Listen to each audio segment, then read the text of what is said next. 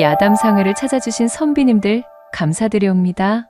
야담상회와 함께 즐거운 시간 보내시길 희망해봅니다. 첫 번째 이야기 시작합니다. 옛날 옛적 과거 시험을 보기 위해 한양길에 오른 한 선비가 있었습니다.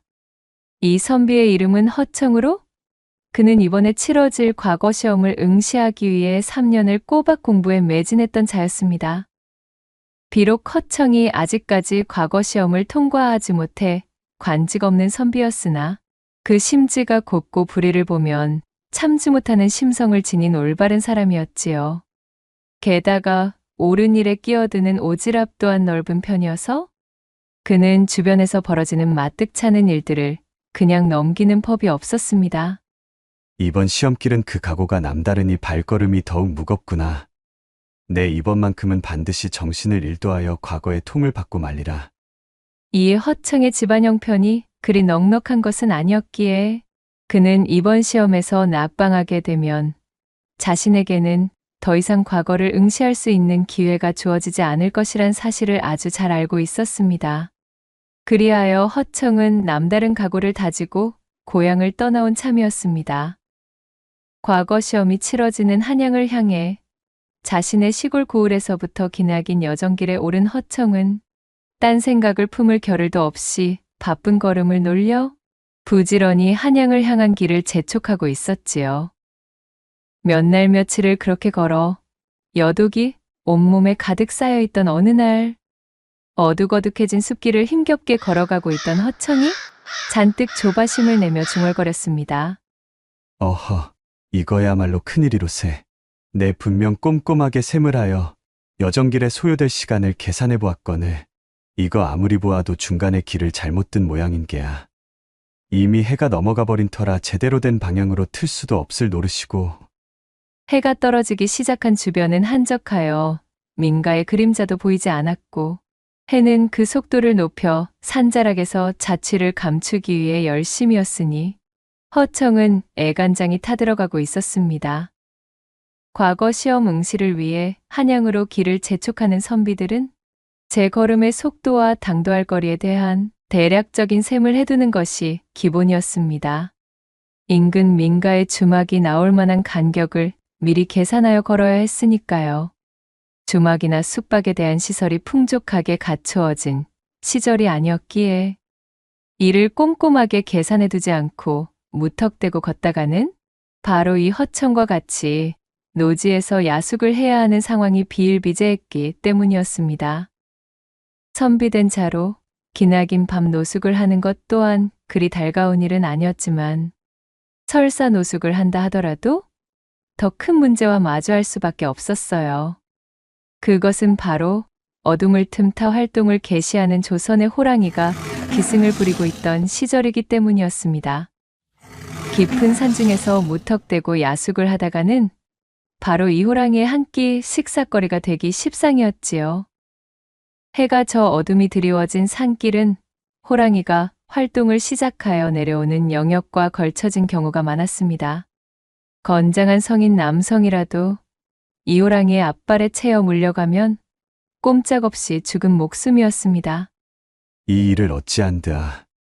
사정이 이리 되니 허청은 애가 달아 발을 동동 구르지 않을 수 없었습니다. 바로 그때 갑자기 허청의 등 뒤에서 바스락거리는 발소리가 들려오는 것이었어요. 목덜미에 털이 쭈뼛 서는 기분이 든 허청이 재빨리 몸을 돌려서며 외쳤지요. 뉘시여! 허청의 외침이 산속 나무들을 타고 메아리처럼 퍼져나가자 큼지막한 바위 틈 뒤에서 일렁이는 그림자 하나가 보이는 것이 아니겠어요? 이보! 거기 뉘시냐 묻지를 않았소이까? 사람이면 썩 나와 모습을 보이시오! 그가 잔뜩 긴장한 채 눈을 부라리며 그림자를 자세히 뜯어보니 그것은 요사스러운 존재나 호랑이가 아니었습니다. 이윽고 그림자가 밝은 쪽으로 나와 허청 쪽으로 다가섰고 허청의 눈에 들어오는 것은 새파랗게 질린 얼굴을 하고 있는 여인이었지요.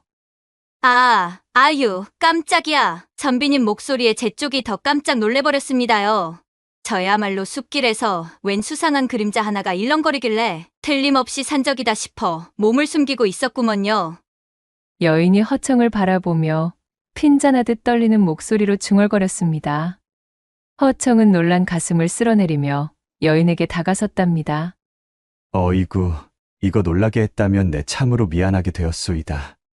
본디 나는 과거 시험을 위해 한양으로 향하고 있는 허청이라 하는 선비라오. 해가 저무는 통에 하루 기거할 곳을 찾지 못해 급한 마음에 안절부절하다 보니 그만 경거망동을 하고 말았구려. 허청이 머쓱해하며 말하자 여인이 반색하며 대답했습니다. 어머 그러신가요? 이것 때마침 아주 잘 되었습니다. 여기서 조금만 더 걸어 들어가면 백단골이라고 조그마한 고을이 하나 나옵니다요. 제가 그 백단골에 딱 하나 있는 주막을 꾸려가고 있는 사람이지 않겠습니까요?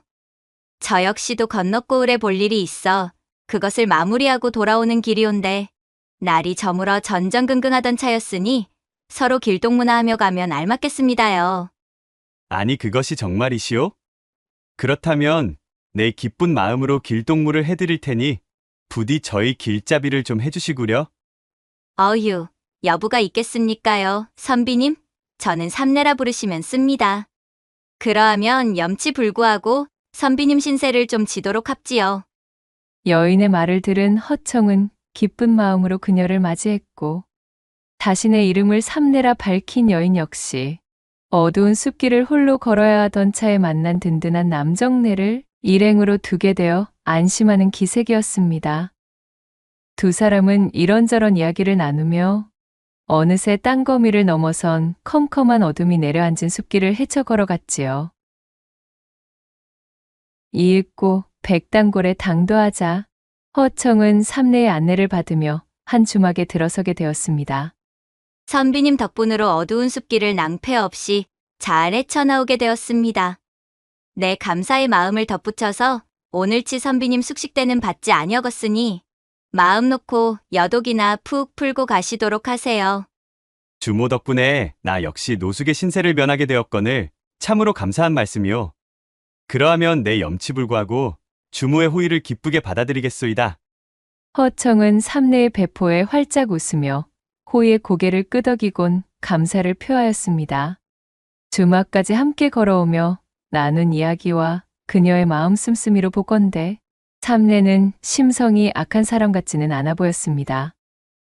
허청이 잠시 평상에 앉아 숨을 고르고 있자니 삼내가 익숙한 솜씨로 저녁상을 만들어 들고 나왔고 허청의 앞에 놓으며 말했습니다. 식전이신지는 모르겠으나 산길을 헤매었으니 분명 배가 허기지셨을 것 같아 챙겨보았구먼요. 뜨끈하게 한 그릇 잡수셔요, 선비님. 이거 번번이 감사합니다, 주모. 허청은 마침 배가 고팠던 차에 잘 되었다는 듯 그녀가 내민 상을 받아들고 숟가락을 들었습니다.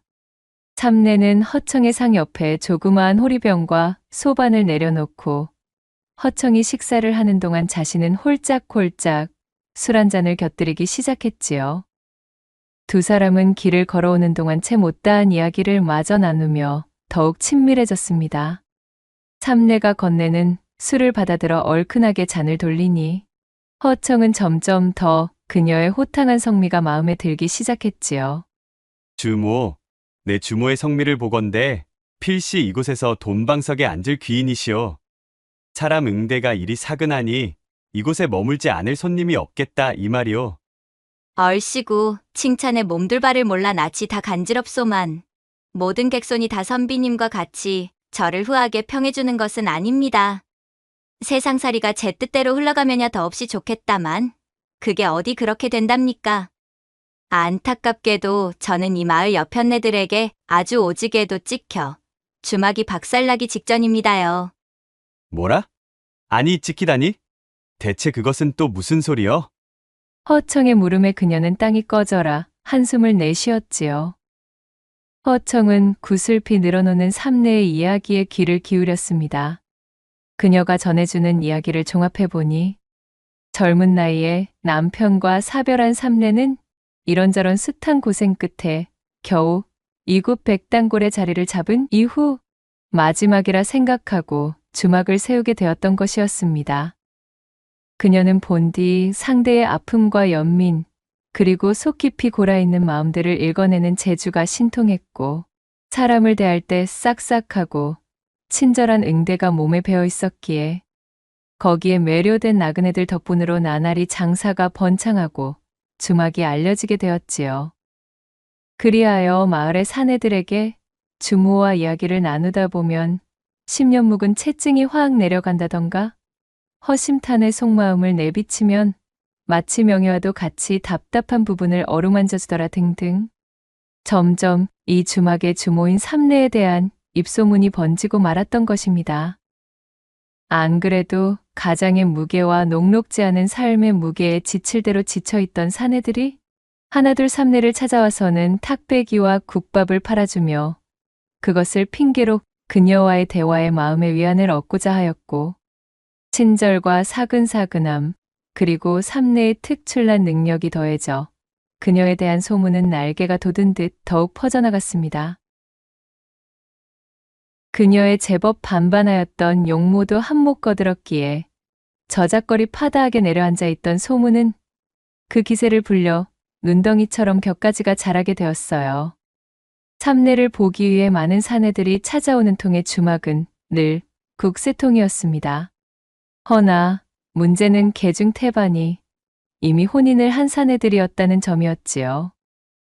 홀몸이라는 것을 드러내며 가볍게 굴지 않았고, 특별히 남들에게 오해를 살 만한 행동을 하지 않았음에도 정신없이 일에 치여 하루하루를 보내던 삼내가 어느덧 주막이 자리 잡아 한숨을 돌리고 정신을 차렸을 때는 이미 어디서 굴러먹었는지도 모를 주막의 주모한테 제 서방의 마음을 빼앗겨 분통이 터져 있던 마을 여인네들에게 공공의 적이 되어 있더란 것이었습니다. 그러한 이야기를 나누는 사이 밤이 무르익어 깊어졌고, 재미없는 사연이지요? 이거 공연히 우리 객손 마음에 시커멓게 파문이나 일으키고 말았구만요. 허참, 무슨 그런 말씀을. 아무튼 이거 듣다 보니 나도 모르게 이야기 속으로 빠져들고 말았구려. 내 짧지만 주모의 품행을 곁에서 느껴본 바 마을 아녀자들의 오해가 쌓이고 쌓여 그리 된 듯 싶소만, 어째 주모 스스로도 꼬여버린 실타래를 풀기 위해 혈안이라는 느낌은 들지 않는구려. 허청의 말에 삼내가 전곡을 찔렀다는 듯 이를 드러내며 웃었습니다. 무릇 아녀자들의 질투심이란 것이 어디 그리 쉽사리 풀린답니까? 그저 시간이 약이라 여기고 넘길 뿐입니다요. 아이고, 나도 참 주책이지. 자, 그럼 선비님, 어서 객방으로 드셔요. 밤 공기가 매우 찹니다. 긴 이야기를 마친 삼내는 겸연쩍은 듯 웃음을 머금고는 허청을 객방에 안내해 주었습니다. 자, 선비님요. 그럼 푹 쉬시오. 내 오늘 선비님과 즐겁게 이야기한 맛이 아주 달디달아. 혼자 된 지 오래된 몸이 얼큰하게 달아올라 버렸지만 두 눈 질끈 감고 얌전히 놓아드리는 것이니 허튼 생각이 나시면 그땐 내 방으로 건너오시구랴. 문고리도 내 열어두겠수. 원참 주모도 농이 지나치오. 탁배기가 얼큰하게 된 모양이니 주모도 얼른 들어가 쉬도록 하시오. 허청은 삼내의 사람 좋은 웃음을 배웅하며 그녀가 마련해준 객방에 들어섰습니다. 여독으로 지친 피곤한 몸이 비로소 따뜻하고 포근한 방을 만나니 허청은 자신도 모르게 꿀같은 단잠에 빠져들었답니다. 그렇게 허청이 주막의 안락한 지붕을 만나 휴식을 취하고 있던 바로 그 시각, 백단골 부녀자들이 하나둘 마을의 회나무 아래로 모여들기 시작했습니다. 그렇게 모인 인파는 어느덧 30명이 넘는 규모였지요. 백단골 전체 가구 수가 50여 가구였으니 이는 작은 산촌마을에 거주하는 여인들이 거의 대부분 모인 셈이었습니다. 개중 유난히 드세 보이는 한 여인이 자신의 팔을 북북 걷어붙이고는 축대로 번쩍 올라섰습니다. 자, 모두들 아주 잘 모이셨습니다들. 이 자리에 모이신 여러 형님, 아우들, 오늘 일이 우리가 움직이게 된 이유는 모두 잘 알고 있으리라 믿습니다. 깔끔하고 고즈넉하던 우리 고을에 흙탕물 웅덩이를 만드는 미꾸라지 같은 년이 있지요? 바로 저 동박 주막집의 주모 삼내년입니다. 오늘만큼은 기필코 우리가 저 3내년을 요절을 내야만 한단 말이오. 재작년인가 어디서 흘러왔는지도 모를 여편네가 난데없이 동구 밖에 주막을 내더니 이 백단골에는 하루도 바람 잘 날이 없지 않겠습니까? 이 집 저 집 부부싸움이 아주 그칠 날이 없습니다. 그 말을 들은 다른 여인들도 하나둘 맞장구를 치며 외쳤지요. 이참에 아주 주막에 불을 질러 버립시다. 옳거니 그 집 부엌에 있는 술독들을 몽땅 작살내버리고 살림살이도 박살냅시다요. 그년의 손발을 꽁꽁 묶어놓고 구멍을 틀어막아 버립시다. 선선한 바람이 불어오는 단풍의 가을 하늘, 넉넉한 보름달빛을 받아 아름답기만 해야 할 밤 시간이거늘. 회나무에 모인 이 부녀자의 부대는 씩씩대는 콧김을 뿜으며 저마다 살벌한 말들을 입 밖에 뱉는 것으로 대동단결하더니 이윽고는 동구 밖으로 진격하는 것이었습니다. 그렇게 기세 좋게 주막 안까지 들이닥친 부녀자들의 소란에 달콤하게 녹이던 잠이 달아나 버린 허청이 심상치 않은 분위기를 알아차리고 밖으로 나왔지요. 허청을 발견한 한 여인이 그를 손가락으로 가리키며 소리를 질렀습니다. 얼씨구 또 어디서 외간산의 놈을 물어와서는 저리 객방에 넣어놓고 웃음을 팔고 있었구만. 이 여편네를 그냥 두면 아니 될 일입니다. 어디서 저런 궁둥짝이 가벼운 년이 들어와 이 마을의 위계를 뒤흔든단 말입니까? 아까 전 삼내가 읍소하던 대로 과연 아녀자들의 분노가 하늘에 닿아? 흉흉하기 이를 데 없는 기세였습니다. 서슬퍼렇게 외치는 그네들의 난리법석을 잠자코 보고 있던 허청이 팔짱을 낀 채 그들의 동태를 살피고 있었습니다. 모인 여편네들의 분위기가 어째 이대로 두었다가는 필시 삼내가 말한 대로 경을 쳐도 단단히 칠 것만 같았으니까요. 이보시오들 진정들 좀 하시오. 이 이야기를 듣자 하니 오해가 쌓여 있는 듯한데 말로 해결할 일을 어찌 이리 때로 모여와 겁박을 준단 말이오들. 우리가 진정하게 생겼소. 거 아무것도 모르시는 양반 같으신데 우리들 일에 상관치 마십시오. 허청이 그들을 타일렀으나 아무런 소용이 없었습니다. 이윽고 삼내 역시 마당의 소란을 듣고 제 방에서 걸어 나왔지요. 삼내를 발견한 한 덩치 큰 부녀자가 삼내에게 삿대질을 하며 버럭 대가릴성을 놓았습니다. 3내 내 인연, 내 죄를 내가 알렸다?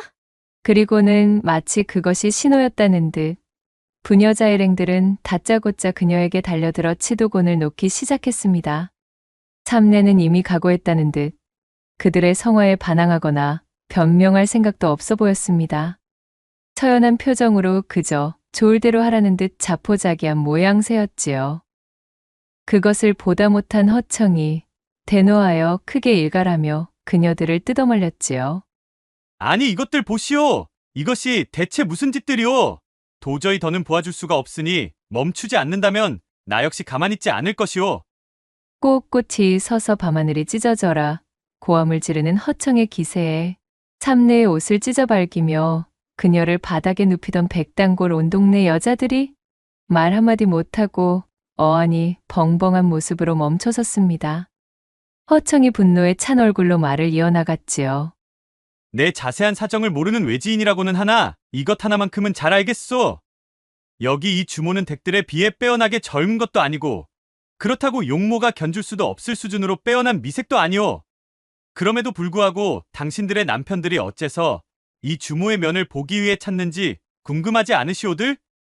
어찌하여 이 주모와 하룻밤에 인연을 만들지 못하여 안달인지 그대들은 정녕 모르시겠소들? 문제의 본질을 모르고 핵심을 외면하여 애꿎은 주모만 드자비를 하려더니 참으로 내 답답할 뿐이외다. 진정한 문제는 바로 그대들에게 있는 것이오. 씩씩대며 콧김을 뿜던 그들에게 누가 찬물 한 바가지를 끼얹은 듯?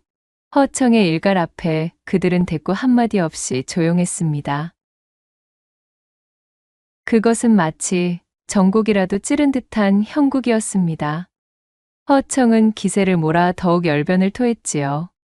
한 번씩들 나의 말을 곰곰이 되짚어보고 반문들 해보시오. 번잡스러운 아이들 잠들기만을 학수고대 기다려 그제야 겨우 한 번 더듬더듬 안 사람 곁으로 가면 어떻소? 피곤하다고 발길질이 날아오고 그것도 아니면 벌써 잠이 들어 입을 벌리고는 코까지 드르렁드르렁 골고 있지는 않았소? 그러다 겨우 어떻게 거사까지 끌고 올라치면 이놈의 여편네가 비몽사몽간에 마치 고목토막처럼 꿈쩍도 하지 않고는 하품이나 하다가 일이 끝나버리니 이 꼴을 보고도 정이 붙을 사내가 어디 있겠느냔 말이오. 아니, 선비님.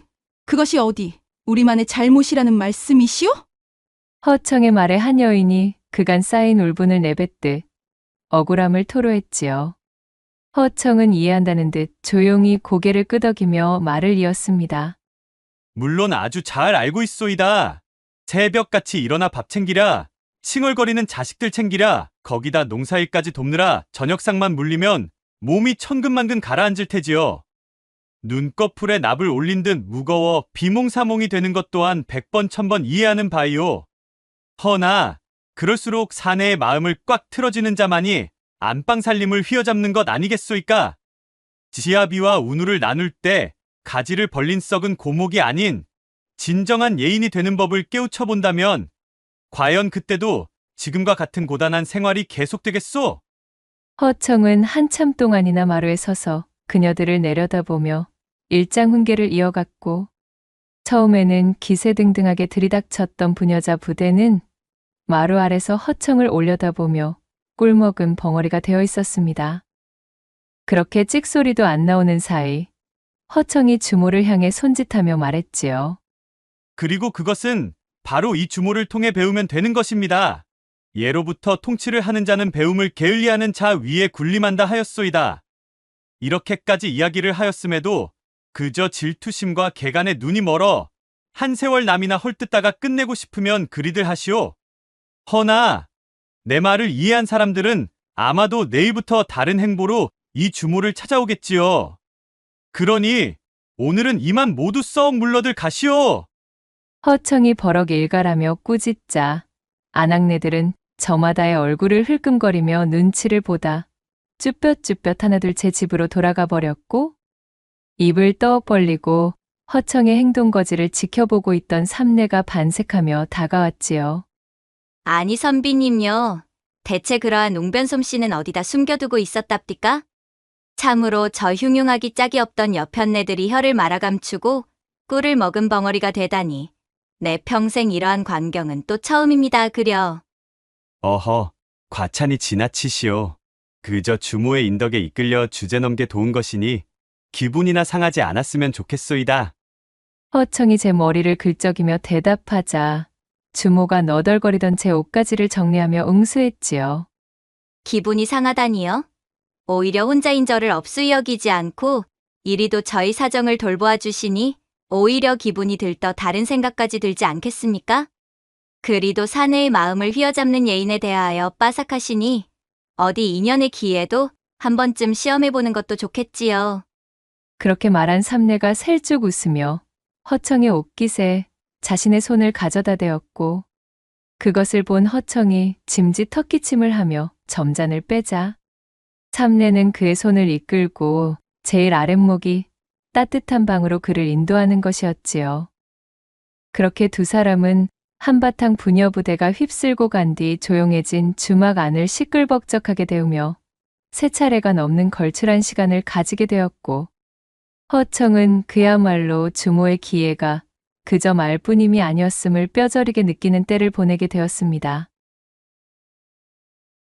이튿날 점심 나절, 삼내와 거나하게 회포를 풀었던 허청이 한양길 여정에 필요한 준비를 하러 장터에 나가 있던 사이, 어제 아녀자들 틈에 섞여 찾아들었던 오간의 부인이 주막에 찾아왔습니다.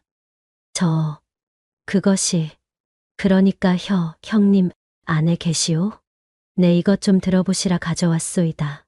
엉거주춤한 자세로 부추떡을 한 대접 들고 와 삼내에게 내민 오간의 부인이 귓속말로 삼내에게 무언가를 부탁하기 시작했지요.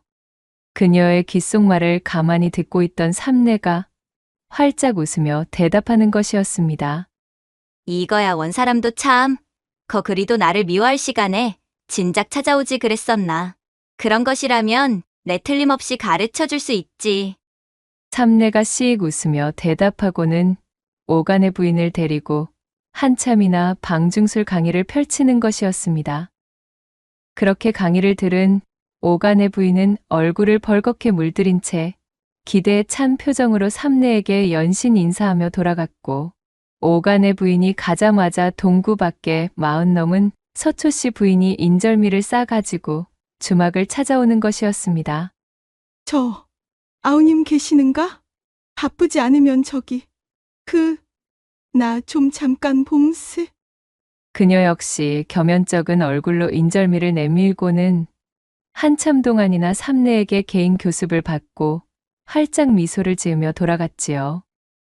허청의 일갈 속 숨어있던 조언에 눈을 뜨고 이렇게 삼내의 교육을 받고 돌아간 부인들은 그날 이후로 얼굴에 근심이 사라지고 담벼락 너머 집안에서는 웃음꽃이 피어났으며, 또한 부부의 금슬이 눈에 띄게 좋아져 그 집의 사내들은 삼내내 주막에 걸음을 하기는커녕 다른 여자들에게 한눈조차 팔지 않게 되었으니, 삼내만 보면 정신을 못 차리던 사내들이 이젠 자신의 아내만 찾느라 밤이 새는 줄도 모를 정도로 삼내의 쪽집게 강의는 훌륭하고도 전륜했습니다.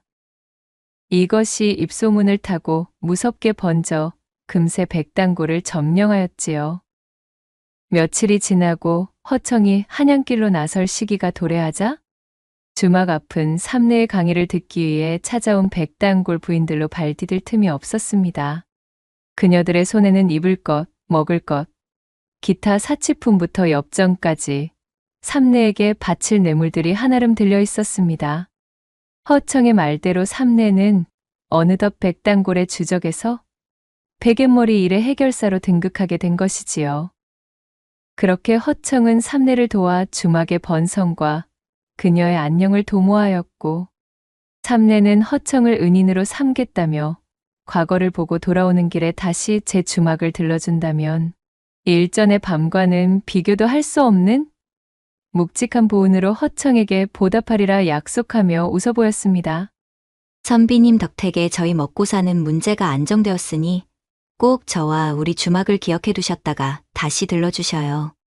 선비님을 평생의 은인으로 삼고 방과 음식, 그리고 저까지 대접해 드리겠으니 말이어요.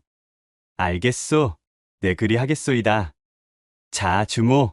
그럼 몸 건강히 잘 지내시오. 허청은 버선발로 마당까지 나와 자신을 배웅해주는 삼내에게 손을 흔들어 인사하고는 한양을 향해 다시금 발걸음을 재촉하였습니다. 그렇게 허청이 한양을 향해 또다시 머나먼 여정에 오른 지 얼마 뒤 또 한 번 걸음의 속도 계산에 실패해버린 허청. 어허, 한 번도 아니고 2번씩이나 일이 낭패를 맞이하다니 나도 참 구제불능이로다. 한밤중 인적 드문 길가에서 노숙을 해야 할 처지가 되자 난색을 표하며 허둥지둥하던 찰나였습니다. 비키시오, 비켜서시오. 그런 허청이 옆으로 웬 근사한 가마 하나가 앞질러 지나가는 것이었지요. 허청이 한쪽으로 비켜서며 가마 안을 흘끗 바라보니 안에는 한 여인이 타고 있었습니다. 가마의 모양새가 서둘러 자신의 집으로 돌아가는 듯한 낌새였지요.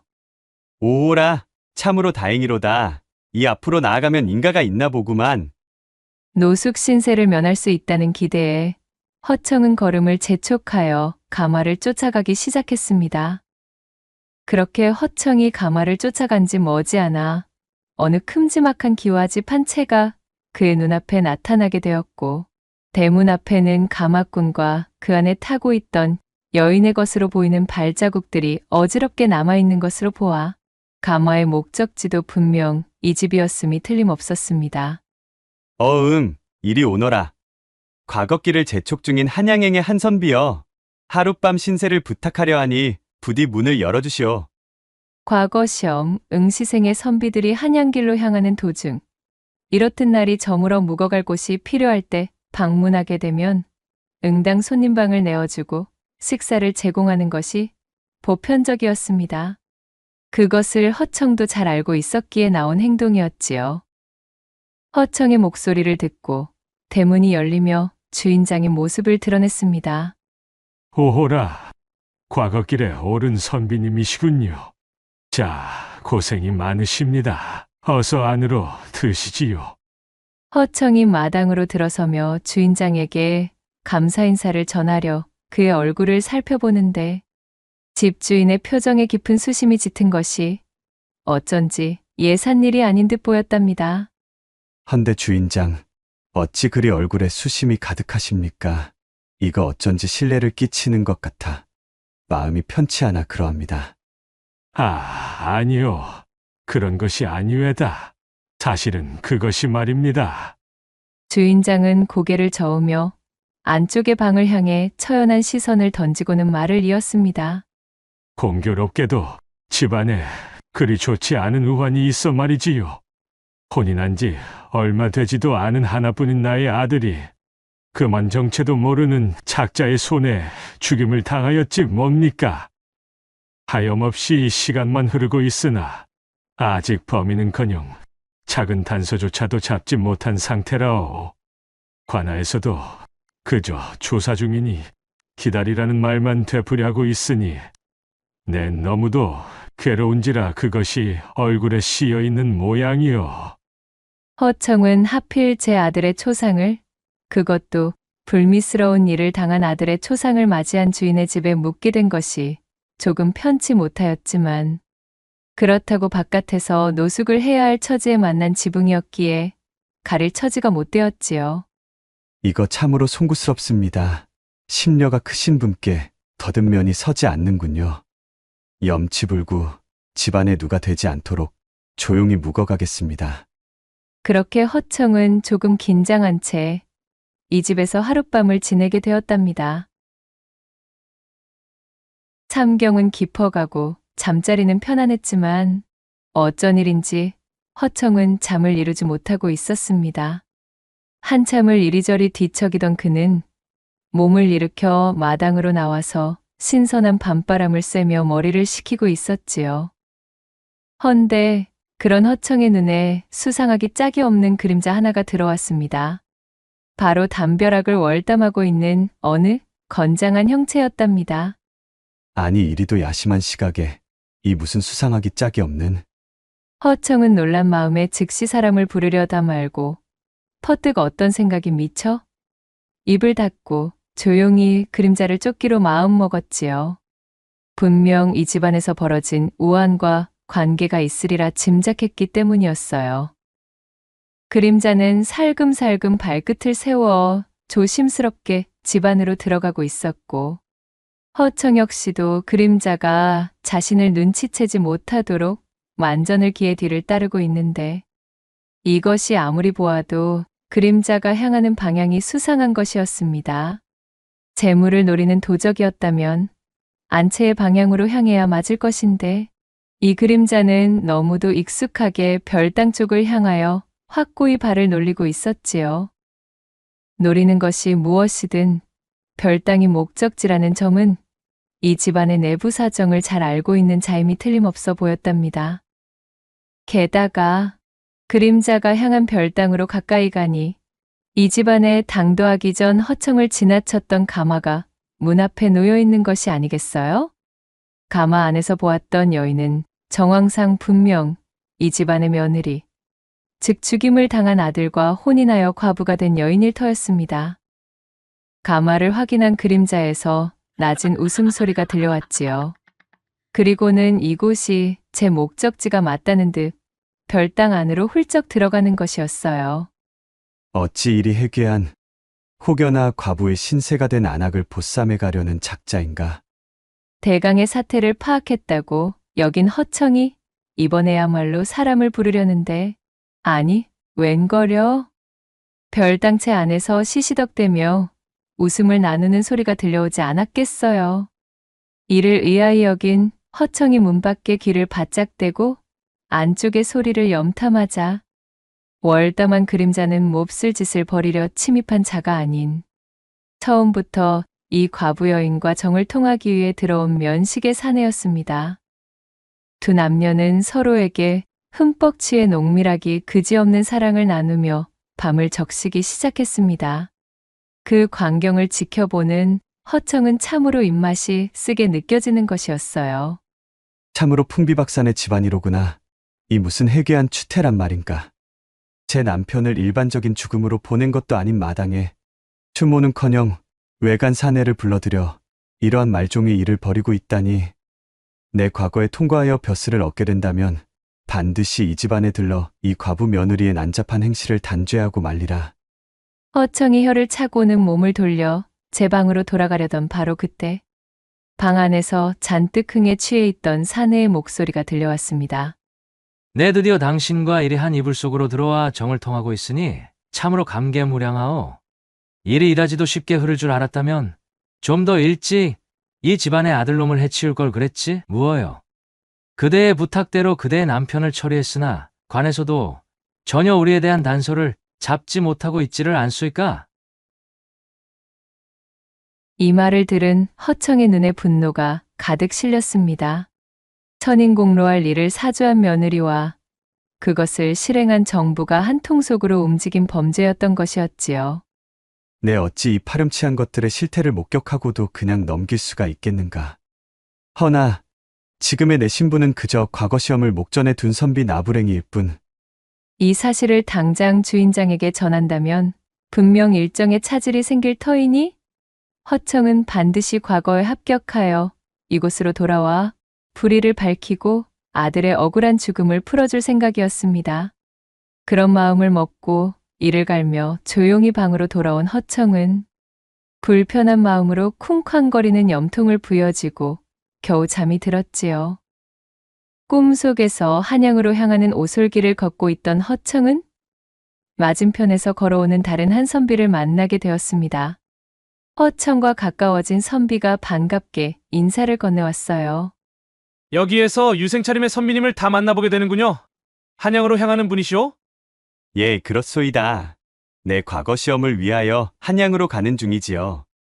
허청의 대답에 선비가 고개를 갸웃거리며 반문했습니다. 과거 시험이라 하셨소이까? 헌데 어찌하여 지금 한양을 향하고 계신단 말씀이시오? 어제까지가 마지막 과거 시험이었거늘. 뭐시라고요? 그것이 무슨 소리십니까? 어제가 마지막이었다니. 분명 날짜가 아직인 것으로 아는데 그럴 리가 없소이다. 그럴 리가 없다니 무슨 말씀이십니까? 제가 벌써 어제 과거를 치르고 돌아가는 길이니 잘 알고 있지요? 선비의 말에 허청은 다리에 힘이 풀려 주저앉을 뻔하였습니다. 이번 과거를 위해 준비해온 시간이 장장 3년이었거늘 날짜를 잘못 알아 응시조차 해보지 못하다니요. 그것은 너무도 가혹한 일이었지요. 아니, 절대로 그럴 리가 없소이다. 아직 열흘이나 남은 시험이 어찌 어제가 마지막이라는 것이오? 선비는 딱하다는 듯 혀를 차며 대답했어요. 이거 선비님께서 날짜를 잘못 외고 계시었구려. 여기 이것을 보십시오. 그 말을 한 뒤 선비는 제 품속에서 종이를 한 장 펼쳐 보이는 것이었습니다. 허청이 종이를 받아들어 보니 그것은 정말 과거 시험의 출제지와 그에 대한 답안을 빼곡히 적은 종이었지요. 이럴 수가. 허청은 결국 그 자리에 털썩 주저앉고 말았고 허탈한 마음을 감추지 못한 채 선비에게 받아든 과거 시험지만을 뚫어져라 내려다보았습니다. 그런데 이것이 어찌된 일인지 시험지에 적힌 글자 하나하나가 너무도 뚜렷하고 선명하게 허청의 머릿속으로 들어오는 것이었지요. 허청은 홀린 듯 종이 속의 내용을 읽고 또 읽어내려갔습니다. 본의 아니게 한참 동안이나 그것을 암기하고 있던 허청이 퍼뜩 고개를 들고는 선비를 향해 물었지요. 아니 헌데 이 출제문과 답안을 선비님께서는 어찌 시험장에 제출하지 아니하고 이리 들고 나오셨단 말이십니까? 이것이 진짜 출제문이었다면 이 답안은 누가 보아도 급제감의 훌륭한 답안이오만. 그의 물음을 들은 선비는 씩 미소를 지어 보이더니 허청의 어깨를 툭툭 두드리며 말했습니다. 이보시오, 선비님이시오. 네, 그럼 그대만 굳게 믿겠소이다. 그 말을 끝으로 허청의 눈이 번쩍 띄이며 꿈에서 깨어났습니다. 온몸이 식은땀 투성이인 상태로 문을 여니 어느새 아침이 밝아 있었습니다. 이것은 필시 평범한 꿈이 아니다. 신묘하고도 기약이 짝이 없는 간밤의 꿈에 허청은 주인장이 권하는 아침상도 마다한 채 황급히 채비를 하고는 집안을 나섰습니다. 그리하여 우여곡절 한양에 당도하게 된 허청은 그 길로 과거 시험의 일정부터 알아보았고 다행히 자신이 알고 있던 그 날짜가 맞았기에 시험까지는 여유가 남아있음을 알게 되었습니다. 안도한 허청은 과거 시험 당일까지 지낼 주막방을 하나 잡은 뒤 꿈속에서 보았던 단문의 내용을 종이에 적어내려갔지요. 그리고는 뭔가에 홀린 듯 그 내용을 암기하고 또 암기했습니다. 그렇게 과거 시험날이 다가왔고 시험장에서 출제자가 고하는 출제문을 유심히 듣고 보니 과연 꿈속의 선비가 건네준 종이에 적힌 그대로의 문제가 출제된 것이지 뭐겠어요. 토씨 하나 빠지지 않은 그대로의 원문이었습니다. 역시 그러하였구나. 허청은 눈을 감고도 쓸 수 있을 만큼 문제의 답안을 외고 있었기에 손쉽게 답안을 적어 내려갈 수 있었고 그렇게 수월히 과거에 합격하여 장원급제를 차지하게 되었습니다. 암행어 사직을 맡게 된 허청은 그 즉시 얼마 전 자신이 묵었던 집안의 파렴치한 며느리와 내연남에 대한 사실을 고하였고 그렇게 허청의 출도지로 낙점받게 되었습니다. 암행어사 출도야를 외치며 들이닥친 허청과 관졸들은 그 집의 과부 며느리와 내연남을 잡아들여 자백을 받아내었지요. 두 사람은 며느리가 이 집안으로 혼인을 오기 전부터 이미 내연하여 사통하고 있던 사이였으며 집안의 재산을 노릴 요량으로 작당하여 신랑을 해치고는 근처의 연못에 주검을 유기한 것이었습니다. 모든 사건의 전말을 밝혀낸 허청이 과부 며느리와 그의 정부를 지엄한 국법으로 심판하여 관하에 하옥시킨 후 주인장에게 그간에 얽혀있던 사실을 알려주며 그를 위로하자 주인장은 크게 감격하였습니다. 그는 허청에게 자신의 수건과도 같은 일을 해주었다며 제 아들의 묵은한을 풀어주어 너무도 감사하다는 말과 함께 아들의 위패를 모셔둔 방으로 허청을 데리고 갔지요. 그곳에서 위패 위에 붙어있는 아들의 초상화를 본 허청은 깜짝 놀라고 말았답니다. 그는 바로 꿈속에서 허청과 마주쳐 그에게 과거 시험의 출제문을 전해준 바로 그 선비였던 것입니다. 그제서야 허청은 모든 것을 깨닫게 되었습니다. 역시 그러하였구나. 나의 짐작이 틀림이 없었어. 억울하게 죽은 바로 그 선비가 자신의 원수를 갚아줄 인재로 나를 선택해준 것이로구나. 나의 꿈속에 친히 등장하여 나의 수건이던 과거 합격을 도모한 게로군. 허청은 당신의 아들인 선비 덕분으로 자신 역시 과거에 합격할 수 있었음을 주인장에게 전해주며 그렇게 그를 위로하였습니다. 그리하여 허청은 부임과 동시에 맡은 사건을 속전속결로 해결한 공적을 치하받아 이후로도 조정의 신뢰를 쌓고 훌륭한 관리로 발돋움하였습니다. 훗날 그는 민생을 굽어 살피는 어진 관직자로 이름을 드높였으며 때때로 자신이 도와준 주막집에 들러 탁주를 곁들이고는 주모와 밤늦도록 묵은 회포를 풀며 주모에게서 민초들의 어려움을 속속들이 전달받고 그것을 돌보아 이후로도 임금의 신뢰를 받으며 승승장구할 수 있었다는 후문이 전해지고 있사옵니다. 두 번째 이야기 시작합니다. 옛날 옛적 조선의 기세를 잔뜩 받은 푸른 산으로 둘러싸인 어느 한적하고 고즈넉한 시골 마을이 있었습니다. 옹기종기 모여있는 초가집들의 부엌에서는 저마다 밥을 짓기 위해 아궁이를 떼며 뿌연 연기가 올라오고 있었지요.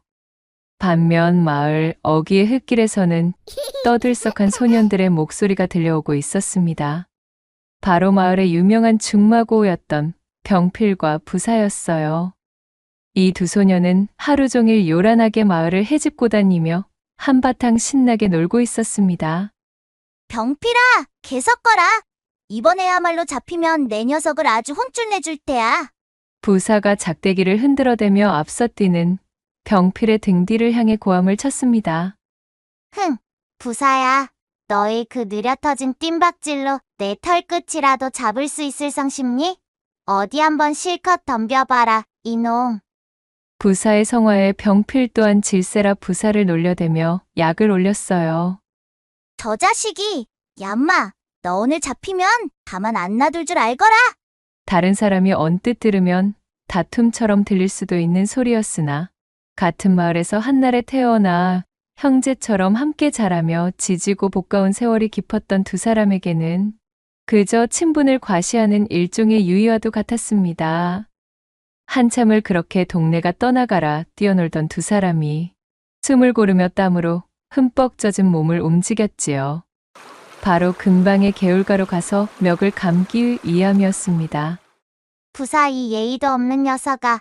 이 병필 큰형님께서 먼저 개울가 기미부터 하시고 나서야 들어가야지. 조그만 게 버릇없이. 어허, 형님은 얼어 죽을? 이 부사 형님께서 발에 물도 안 묻혔는데 동생놈이 건방지게 먼저 맛을 보려 하는 게야. 잠시도 입을 쉬지 않고 투닥거리던 두 사람이 희죽희죽 웃으며 개울로 들어가 몸을 축이는 사이 동구 밖으로 향하는 길쭉한 길모퉁이에서 한 소녀가 빨랫감을 잔뜩 이고 다가오고 있었습니다. 바로 두 사내 아이들과 지척의 거리에 살고 있는 동갑내기 소꿉친구 소분이었습니다. 병필과 부사의 우정만큼이나 이 소분 또한 깊은 친분을 가지고 있는 중마고였습니다. 사내 녀석들과 같은 나이였지만 머리 하나는 쑥 올라와 있던 훤칠한 기럭지에 어른스럽고 똘똘한 소분은 마치 누나처럼 천방지축의 두 소년들을 휘어잡고 있었답니다. 콧노래를 흥얼거리며 종종 걸음으로 걸어오는 소분을 발견한 병필이 자신도 모르게 입가에 미소를 띄웠지요. 사실 그녀는 바로 병필이 아주 어려서부터 쭉 연심을 품으며 짝사랑해왔던 소녀였기 때문이었습니다. 강단 넘치고 말괄량이었지만 예쁘장하고 똑 부러지는 데다 제법 총명하기까지 했던 소분을 보고 있노라면 병필은 어느새 그녀와 혼례를 올려 오순도순 행복하게 사는 장밋빛 미래를 머릿속에 그리며 해벌쭉거리기 일쑤였지요. 역시 소분이는 언제 봐도 내 색식감으로 손색이 없다니깐. 어쩜 저리도 귀여울 수가 있을까? 그렇게 병필이 만연한 웃음을 띄우며 소분을 바라보던 것도 잠시 병필은 자신이 지금 멱을 감느라 옷을 벗어둔 상태라는 것을 퍼뜩 알아차렸습니다. 어이쿠 맙소사, 이거야 원 야단났네. 병필이 제 볼을 발갛게 물들이며 황급히 벗어둔 옷을 주워 입기 위해 개울 밖으로 나서려고 하는데 멱을 감다 말고 소분을 발견한 부사가 냅다 그녀를 향해 손을 흔들며 빽 소리쳤습니다. 어? 저기 못난이 소분이 아니야? 저 바보 같은 것이 또 하인들 몰래 제가 직접 빨래를 한답시고 저리 나선 것 같은데? 오호라, 맞네, 맞아. 야, 소분이 이 지지배야. 얘까지 빨래하러 나왔느냐? 아무것도 모른 채 신이 난 발걸음으로 걸어오던 소분이 부사의 고함 소리에 고개를 들어 그쪽을 향해 눈길을 던졌습니다. 어마마, 저 자식들이! 사내 녀석 둘이 개울가에서 멱을 감는 모습을 발견하고는 그만 화들짝 놀라 얼굴을 홍당무처럼 물들이고 말았지요. 그러나 소부는 호락호락 당하고 있을 성미가 못 되었습니다. 이내 눈썹을 꿈틀거리며 앙칼찌게 쏘아붙이기에 이르렀답니다. 야! 병필이랑 부사 이 천하의 망나니 같은 놈들아! 마을 빨래터에서 외벽을 감고들 난리들이야! 게다가 부사, 너 좀 가리고서나 친한 척을 해주면 어디가 덧나니? 어휴 정말 저 두 놈들 때문에 내가 못 살아. 빨랑 아무 거라도 걸쳐 좀. 빨랫감이 든 소쿠리를 집어던지며 있는 힘껏 성을 내는 그녀의 모습에 병필은 혼비백산하며 당황하였고 반면 부사는 귀여운 막내 동생의 재롱을 보는 듯 껄껄대며 웃었습니다. 그렇게 세 사람의 즐거웠던 유년 시절이 밥을 짓는 연기와 함께 무르익어 가던 시간들이었어요. 하지만 이들을 향해 불고 있던 순풍의 방향이 바뀌며 새로운 국면을 향해 접어들 줄은 그때의 세 사람은 알지 못하였지요. 강산이 변하는 시간이 지나고 어느 깊고 깊은 어두운 밤 마을 유일의 물레방앗간에서 지푸라기가 부스럭대는 소리가 들려오고 있었습니다. 바로 소분이 몸을 움츠리는 소리였어요. 그저 왈가닥 소녀이던 소분은 어느새 어엿한 여인으로 성장했습니다. 눈매는 더욱 짙어지고 콧날과 입술도 존재감을 바짝 과시하여 제법 근사한 처자가 되어 있었습니다. 그렇게 자신도 모르는 사이 어느덧 마을에서 으뜸가는 미색으로 자리매김하여 동네 사내들의 뜨거운 눈길을 받아내기에 이르렀지요. 소분아, 오래 기다렸지? 어머, 병필아. 아냐, 나도 금방 왔는걸? 조그마한 소년 병필 역시 나이가 훌쩍 차 건실한 청년이 되어 소분의 이름을 부르며 그녀 옆에 다가섰습니다. 두 사람은 서로의 이름을 부르며 자연스럽게 서로를 얼싸안았습니다. 일편단심 소분을 마음에 품고 있던 병필과 왕래하는 시간이 잦아져 어느새 소분 역시도 병필을 조심스레 제 마음에 담아두게 되었지요. 소분은 매사 진지하고 사려 깊은 경필의 듬직함이 참으로 안심이 되는 기분이었습니다. 병필아, 내 얼굴을 볼 수 있으니 나야 좋지만 너 아버님 아시면 어쩌려고? 너 이렇게 밤마다 몰래 빠져나오는 거 들키기라도 하는 날에는 아마 다리몽둥이가 성치 못할걸? 너를 만나러 나오는 것이 죄라 하면 나는 그냥 어떤 벌이라도 달게 받고 말 것이야. 그리고 그러는 소분이 너야말로 아직 혼인도 올리지 않은 처자가 이리 물레방앗간에서 사내랑 그렇고 그런 만남을 가지는 것을 알게 되면 아마 너희 호랑이 같은 어머님께서 너를 곤죽으로 만들어 놓으실걸? 소분의 꾸지람에 병필이 이를 드러내며 웃었고 그런 병필의 대답이 마음에 들었는지 소분은 복숭아처럼 빛깔 좋게 물드는 자신의 뺨을 두 손으로 가리며 살쭉 미소를 지었습니다. 어느덧 두 사람은 누가 먼저랄 것도 없이 물레방앗간 안으로 들어가 사람들의 눈을 피해 알찬 사랑을 나누었지요. 그리고 그들의 사랑을 부엉이 소리가 감추어주는 시간이 짙어질 때 한창 무르익고 있는 물레방앗간을 서글픈 눈으로 바라보고 서 있는 그림자가 있었습니다. 그는 바로 부사, 병필과 중마고우이던 그 소년이었어요. 사실 부사 역시 오래전부터 소분에게 커다란 연정을 가지고 있었습니다. 티가 나지 않도록 장난꾸러기처럼 굴어왔지만 소분을 연모하는 마음만은 누구보다도 진심이었습니다. 그러나 자신을 그저 오랜 소꿉친구로 여길 뿐 결국은 자신의 단짝 친구인 병필에게 마음을 내어주더니 혼인도 올리지 않은 상태로 대담하게도 저리 정을 통하고 있는 것을 본 부사의 가슴은 마치 용암이 끓어넘치는 듯 부글부글 타들어가고 있었습니다. 갈피를 잡지 못한 서운함과 패배감이 부사를 집어삼키는 중이었어요. 이것이 무슨 천지신명의 장난이란 말인가. 하필이면 소꿉친구 여인 하나를 두고 중마고우에게 질투를 느끼며 이리 경쟁을 벌여야 하는 관계가 되다니. 병필은 피를 나누지 않았을 뿐 나와는 형제와도 같은 소중한 친구 아니던가. 이런 마음을 집어먹는 나 자신이 너무도 부끄럽고 면목이 없구나. 부사는 깊은 한숨을 내쉬며 몸을 돌려 물레방앗간을 빠져나와 제 집으로 돌아갔습니다.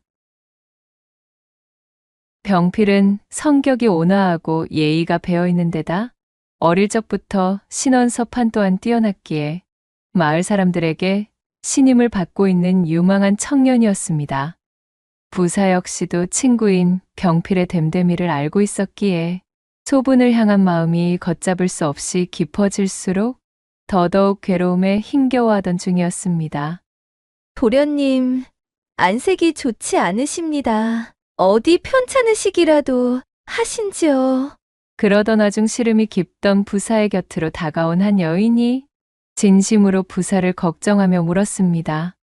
그녀의 이름은 미애로 오갈 데 없던 천혜고아를 거두어 부산의 집안에서 일하며 지내게 해준 여종이었습니다.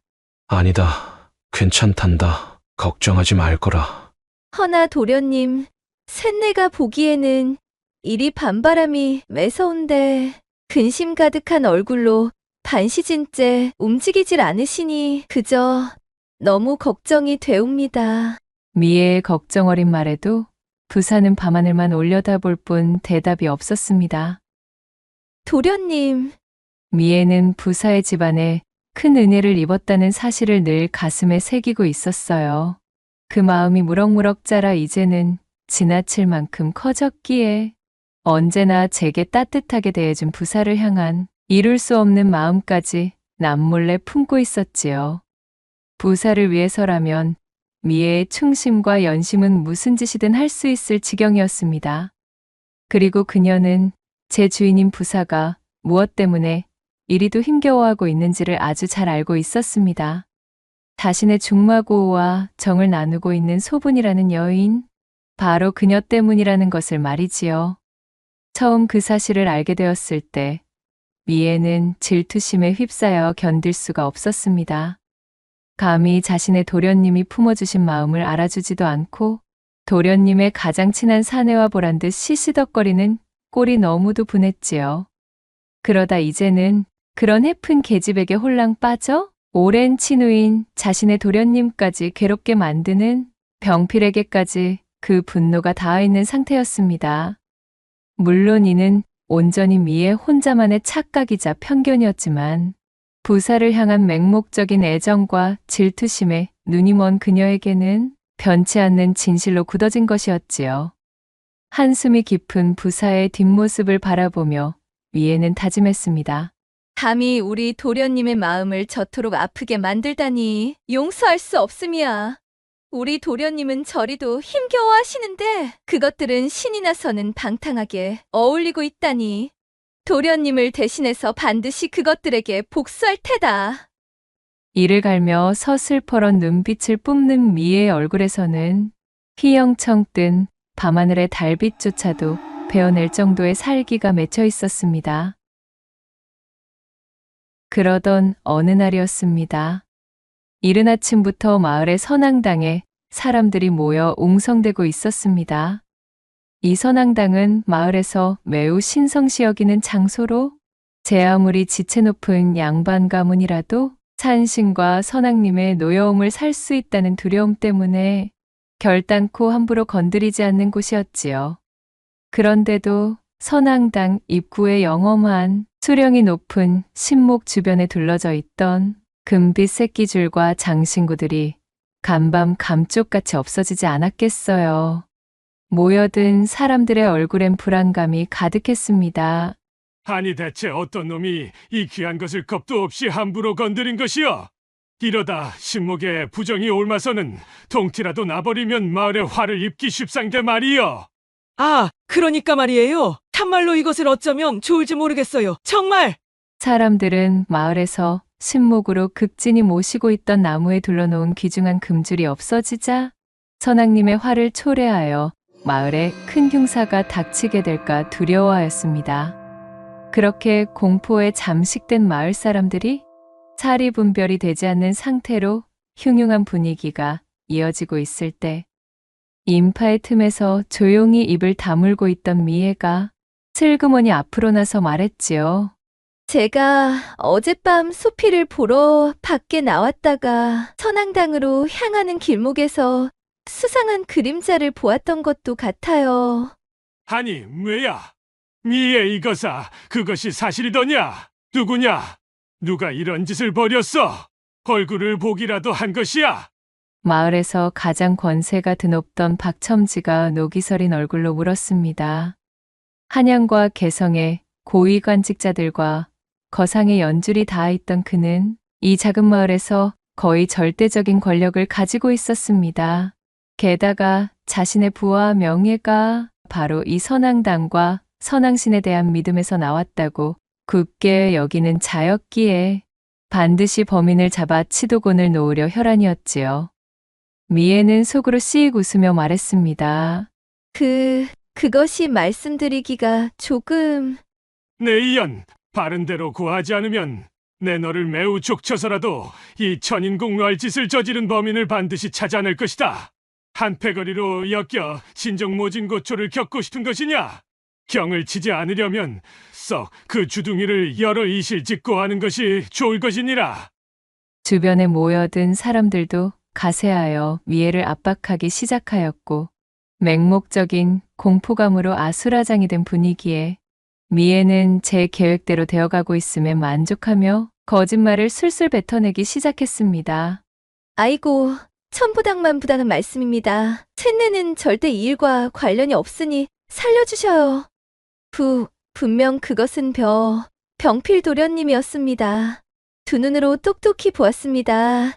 게다가 달빛이 내리비치던 순간에는 분명 금줄로 보이는 긴 새끼줄이 손에 들려있지. 뭡니까요? 새치어를 놀리다 경을 칠 것이 두려워. 그만 아무 말도 못하고 있었지. 뭐예요? 미애의 말에 사람들은 모두 놀랐습니다. 그 성실하고 평판 좋은 병필이 그런 짓을 할 위인으로는 보이지 않았기 때문이지요. 그때 마을의 한량들이 앞으로 나서 입을 놀렸습니다. 그들은 평소 병필을 고깝게 여기던 자들로 미애와는 사전에 이미 약속이 되어 있던 무리였어요. 병필 도련님은 평소에도 이 선앙당을 싫어하셨지요. 전에는 한번 이곳에 불을 지르고 싶다고 중얼거리던 혼잣말을 들었습죠. 맞습니다. 가만히 생각해보니 예전에도 이곳에서 선앙신을 욕보이는 말들을 하면서 돌담을 훼손하는 걸 본 적이 있는 것도 같습니다요. 추가로 등장한 증인들까지 가세하자 박첨지와 마을 사람들의 눈에서는 분노가 가득했습니다. 유망하고 인품이 올곧은 청년인 줄 알았더니 뒤로는 감히 이런 몹쓸 짓을 하고 다니는 놈이겼다. 여봐라, 당장 병필과 그 집안을 뒤집어야겠으니 어서 채비하거라. 사실 확인을 할 겨를도 없이 박참판과 그 수하들이 병필의 집으로 들이닥칠 기세였지요. 미애는 씩 웃으며 그곳을 빠져나와 자신이 세운 계획의 제이막을 준비하기 시작했습니다. 병필은 일사천리로 들이닥친 박참판과 일행들에 의해 즉시 사로잡혔습니다. 대체 이게 무슨 일입니까? 왜들 이러시는 거예요? 영문도 모르고 있던 병필은 자신의 결백을 주장할 겨를도 없이 분노와 공포에 사로잡힌 사람들에게 이끌려 관아의 옥사에 하옥되고 말았지요. 병필의 부모님은 병필이 채 청년이 되기 전 돌아가신 터라 이 소동을 말려줄 사람도 없는 형편이었습니다. 한편 소식을 들은 소부는 그야말로 사색이 되었답니다. 병필이 그런 짓을 할 리가 없어요. 무언가 단단히 잘못된 것입니다. 소부는 백방으로 뛰어다니며 마을 사람들에게 병필의 결백함을 피력하려 동분서주하였으나 사람들은 증인이 다수 있음을 근거로 그녀의 말을 믿어주지 않았습니다. 게다가 미애의 사주를 받은 왈패들이 저작거리 곳곳에서 지속적인 험담과 거짓으로 마치 병필을 범인처럼 묘사해 두었기에 저작거리는 이미 병필이 진범인 것이 기정사실화되어 있었어요. 소분 홀로 이 거대한 오해를 풀기엔 역부족이었습니다. 이대로는 사람들에 의해 병필이 잘못될 수도 있다는 절망감에 눈물범벅이 된 소부는 부사를 찾아왔습니다. 제발 부사야. 내가 좀 나서줘. 너희 가문이라면 마을 사람들의 신임을 얻을 수 있을 거야.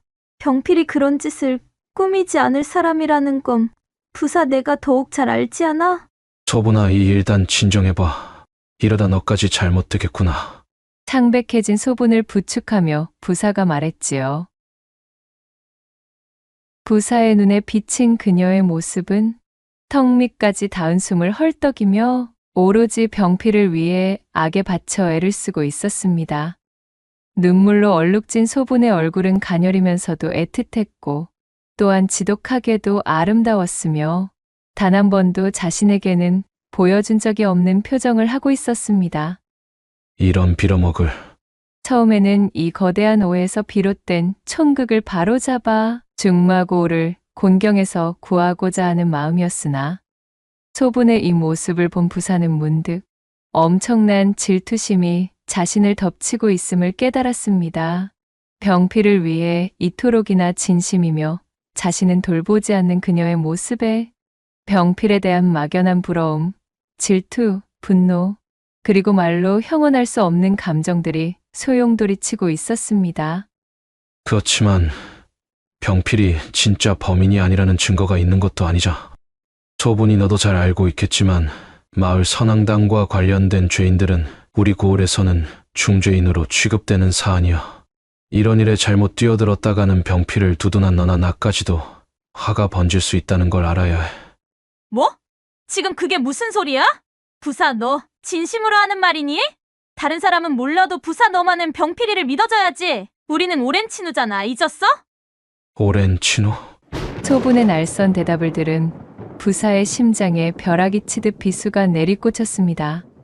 서로가 오랜 친구였으면서 나와는 그저 친구일 뿐이면서 병필과는 이토록 사력을 다해 정을 통하고 있는 관계로 나아간 그녀가 부사는 너무나 야속해서 견딜 수가 없었습니다. 그래, 소분이 너한테 나는 그저 친구일 뿐이겠지. 부사야, 대체 왜 이래? 아니, 아무것도 아니야. 아무튼 내가 무슨 수를 써볼 테니까 소분이 너는 일단 집으로 돌아가도 오케이. 너도 당분간은 몸을 사려야 해. 긴 싸움이 될 테니까 말이야. 병필이를 구하겠답시고 섣부르게 행동했다가는 오히려 악수가 될 수도 있어. 울고불고 난리가 난 소분을 달래 겨우 집으로 돌려보낸 부사는 한동안 그 자리에 서서 터덜터덜 돌아가는 소분의 뒷모습을 지켜보고 있었습니다. 가늘게 떨리고 있는 그녀의 어깨가 부사의 마음을 찢어놓고 있었지요. 참으로 얄궂은 운명이로구나. 대체 나는 어찌하면 좋단 말인가. 부사는 깊은 한숨을 쉬며 하늘을 올려다보았습니다. 그리고 멀찍이서 처음부터 끝까지 부사와 소분의 모습을 숨어 지켜보고 있던 미애는 표독스러운 얼굴로 이를 갈며 중얼거렸습니다. 도련님을 위해서라도 저 망할 것들을 결단코 요절내겠어요. 이제 곧입니다. 조금만 기다려주셔요, 부사 도련님. 다음 날 소분은 자신의 집 마루 위에 가지런히 놓여있는 서신 한 통을 발견했습니다. 어라, 이게 뭐지? 웬 소신이 여기에? 소분이 서신을 집어들어 내용을 읽어보고는 깜짝 놀랐습니다. 금일 옥사에서 몰래 병필을 빼내올 예정이니 떠날 채비를 하여 마을 선앙당 신목 앞에서 기다리고 있으면 병필을 데리고 가겠다는 내용이 적혀 있었습니다. 그리하면 병필과 함께 몰래 마을을 떠날 수 있도록 조치해주겠다는 덧붙임도 있었지요. 말이 새어나갈 것을 우려하여 이 일은 그 누구에게도 발설하지 말고 절대 비밀에 붙여야 한다는 신신당부의 말도 쓰여 있었습니다. 아니, 이럴 수가. 그래. 분명 부사야. 부사가 뭔가 방법을 찾은 것이 틀림없어. 서신을 확인한 소부는 이것이 필시 부사가 전달한 밀지라 확신했습니다. 자신과 병필의 관계를 얼추 유추하고 있을 사람이라면, 그리고 병필을 위해 이리 발벗고 나설 사람이라면 부사밖에 없다는 생각이었기 때문이지요. 소부는 당장 가볍게 짐을 꾸려 보따리 하나를 만든 다음 자신의 부모님이 기거하는 쪽을 향해 큰 절을 올리고 인사를 드렸습니다. 아버지, 어머니, 이런 불효막심한 일을 저지르는 딸을 용서하세요. 하지만 저는 병필이 없으면 이미 산목숨이 아닌 것과 진배 없어요. 이대로 병필이 잘못되기라도 하면 정말 견딜 수가 없을 테니까요. 부디 두 분, 저 같은 딸은 잊으시고 만수무강하셔요. 눈물 젖은 인사로 부모님께 예를 올린 소부는 황급히 보따리를 챙겨 들고는 선앙당으로 내달렸습니다. 한편 소분이 선앙당으로 향한 지 얼마 되지 않아 부사 역시 제 방의 문고리에서 서신 한 통을 발견하게 되었습니다. 서신을 펼쳐 확인한 내용은 이러했습니다. 병필이 누명을 벗을 수 있는 방법을 찾았으며 그가 목숨을 보전할 수 있게만 도와준다면 앞으로는 부사의 여자로 살아가겠다는 내용이 적혀 있었습니다. 더불어 그 각오를 확인하고 싶으면 오늘 밤 3경에 혼자 물레방앗간으로 나오라는 추신도 함께였지요. 설마 소분이 내 마음을 드디어 눈치챈 것인가? 근데 어쩌자고 이런 서신을 보내온 겐가? 이 녀석 조용히 집에서 기다리고 있어야 이럴 거늘. 대체 무슨 생각을 하고 있는 거야? 서신을 보낸 사람이 분명 소분이라 여긴 부사는 그 길로 불이 나게 소분의 집으로 달려갔습니다. 허나 그녀는 이미 익명의 서신을 받고 선앙당으로 향한 이유였지요. 소분이 집에 없음을 확인한 부사는 그녀가 서신의 내용대로 물레방앗간을 향해 있으리라 멋대로 짐작했습니다. 역시 부재라는 것은 필시 지금쯤 물레방앗간으로 향해 있겠구나. 그렇다면 내게 이 서신을 남긴 사람은 소분이 확실하군. 그 길로 집으로 돌아온 부사는 긴장과 설렘, 그리고 막연한 걱정 때문에 초조하게 시간을 보냈습니다. 약속된 삼경의 시각, 달빛도 구름에 가린 어둠을 뚫고 부사는 황급히 물레방앗간으로 향했습니다. 그의 심장은 그 어느 때보다도 요동을 치고 있었어요. 문을 열고 들어서자 실내 역시 쾌쾌한 먼지 냄새와 어둠으로 가득 차 있었지요. 소분아, 나야, 부사. 너 여기에 있는 거 맞지? 부사가 소분의 이름을 부르짖음과 동시에 손으로 더듬어가며 안으로 들어서는데 그의 손목을 부드럽게 잡아채는 손길이 느껴졌지요.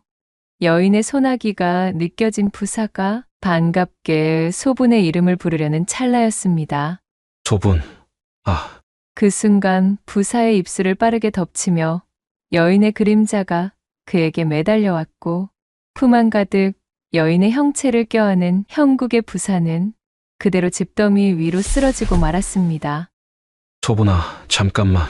내 말부터 좀 들어봐. 이러면 안.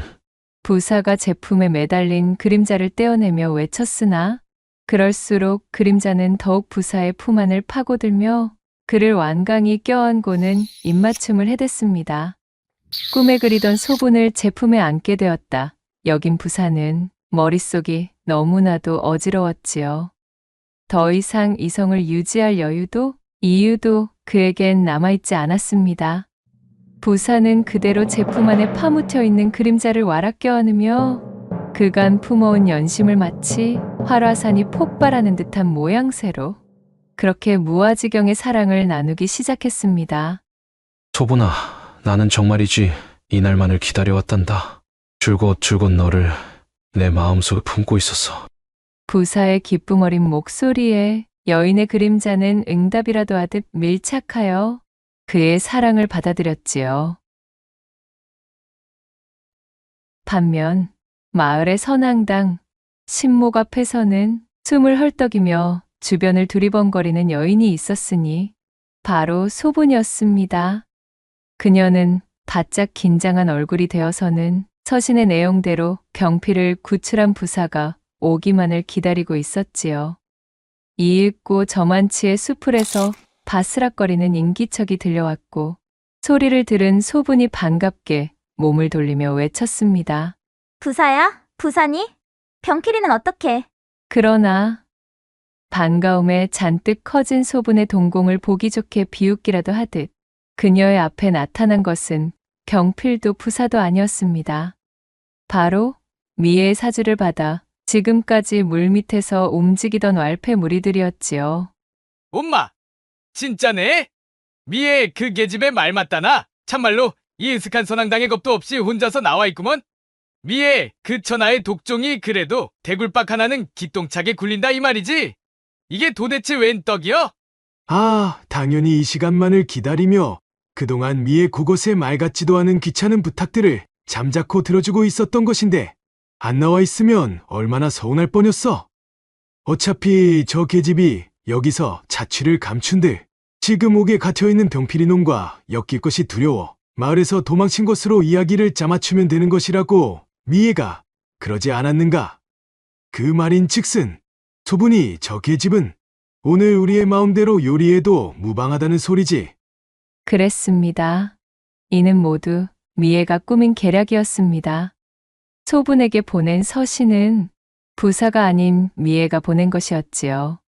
소분이라면 병필을 구하겠다는 일념 하나에 눈이 멀어 반드시 이 서신의 내용대로 혼자 움직일 것이라는 미애의 예상은 그대로 적중했어요. 이 사실을 까마득하게 몰랐던 소분은 다급한 마음에 앞뒤 확인할 생각도 없이 홀로 선앙당 앞으로 나온 것이었습니다. 왜들 이러셔요? 그 이상 다가오면 소리를 지르겠어요. 창백해진 소분이 핏기 가신 얼굴로 뒷걸음치며 그들을 향해 외쳤으나 오히려 왈패들을 자극할 뿐이었습니다. 어디 한번 질러보라지. 야심한 삼경에 아무도 찾지 않는 이런 외진 선앙당까지 제 발로 찾아와 놓고 저리도 아둔할 수가. 사내들은 흉흉한 웃음을 띠며 소분에게 다가섰습니다.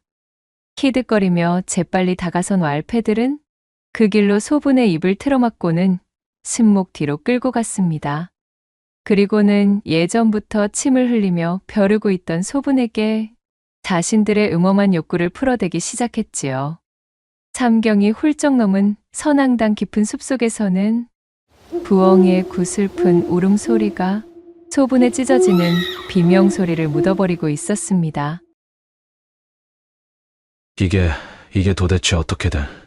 물레방앗간에서의 길고 긴 사랑이 끝이 나고 충만한 기분으로 호롱을 켰으나 자신의 품에 안겨있는 여인이 소분이 아닌 자신의 여종 미애였음을 확인한 부사의 목소리가 미친 듯이 떨려왔지요.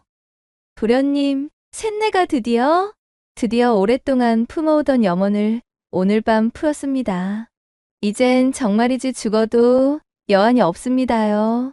반쯤 정신이 나간 사람처럼 싸늘하게 웃으며 말하는 미애의 얼굴을 본 부사는 말 그대로 섬뜩한 공포를 느꼈습니다.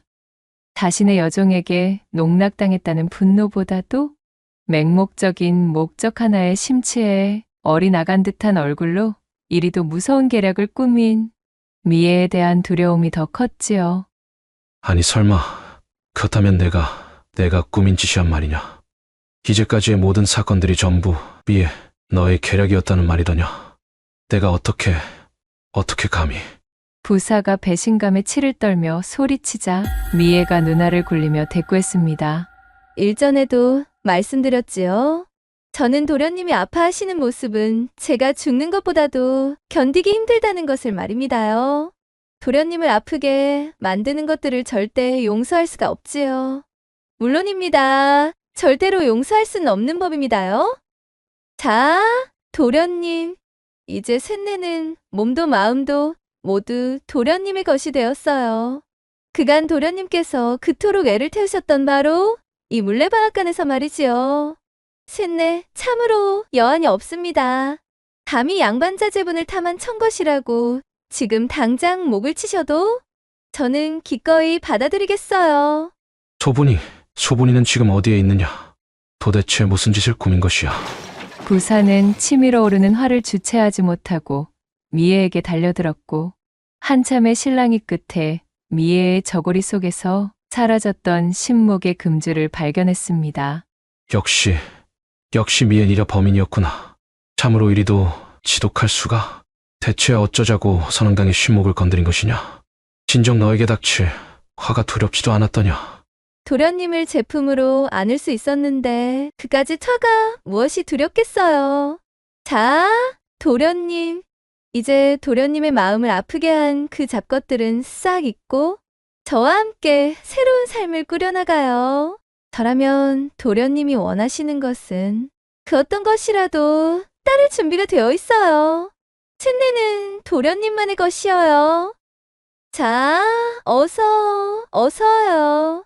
초점 잃은 눈동자로 두 팔을 벌리며 부사를 향해 외치는 미애의 모습에 부사는 그만 새파랗게 질려 혀를 내두르고 말았습니다.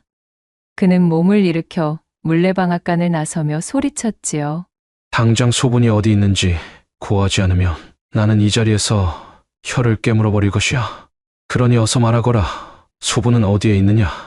이렇게는 아니 된다. 이것은 일어나서는 아니 되는 일이었단 말이다. 정신을 차리거라, 미애야. 그 말과 함께 부사가 입술 바깥으로 혀를 빼어무는 신용을 하자 부사를 쫓아나오던 미애가 크게 움찔하며 바닥에 무릎을 꿇고 외쳤습니다. 아니 됩니다. 도련님. 말할게요. 말하겠습니다. 제발 옥체의 상처를 내지 마셔요. 미애는 그간 자신이 꾸민 계획과 소분의 위치를 몽땅 털어놓았습니다.